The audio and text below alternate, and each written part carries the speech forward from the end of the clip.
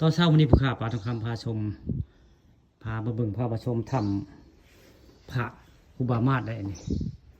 ทำพระครูบามาศบ้านบุญคำตำบลนาตาลได้พระเจ้าได้ข่าวว่ามีพระมาอยู่ใหม่ได้พระตัวเก่าองค์นุ่มๆเมื่อแล้วแต่ว่าเขาเจ้าว่ามีผู้เฒ่าได้เนี่ยผู้เฒ่ามาอยู่ในนี่นี่ก็เป็นภาพบรรยากาศในถ้ำได้นี่คือถ้ำครูบามาศบ้านม่วงคำตำบลนาตาลได้นานแล้วผู้ข่าวบริมาทำอันนี้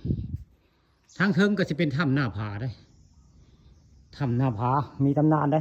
ถ้ำครูบามาศนี่คือต้นไม้มองครูบามาศขึ้นได้นี่ขึ้นไปถ้ำหน้าผาเมื่อใดวันศีลวันพระนี่15 ค่ำจะมีลูกแก้วลอยจากหน้าถ้ำหน้าผาออกไปได้ประมาณตี 4ก็ลูกแก้วก็ที่ลอยเข้ามาคือเก่าได้มีแสงเฮืองเลยมาเข้าหน้าผาหน้าถ้ำมันจะมีอันอ่างได้ทั้งถึงอ่างแล้วก็จะมีเลื่อมๆเลยที่ลูกแก้วเพิ่นมากิ้งทั้งถึงได้ครูบามาศได้เพิ่นเล่าให้ฟังเพิ่นมาจำพรรษานี่เป็นเวลา3 ปีได้นี่คือเป็นพีมือของ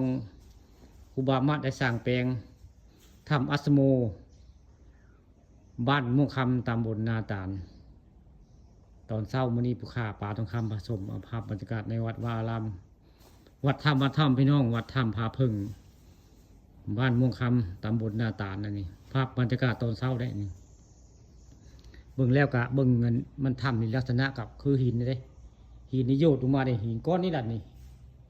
เพิ่นโยดลงมาแต่หน้าผาได้นี่ที่ห้อยของมันโยดลงมานี่ก็บากลงมาไว้ไงแล้วก็ตกมาเนี่ยนี่หินนี่แหละคือหินหน้าผาวัดครูบามาศแล้วนี่ผู้ข้าเอามาให้เบิ่งนี่คือวัดครูบามาศบ้านม่วงคำตำบลนาตาลเลยมีภาพบรรยากาศ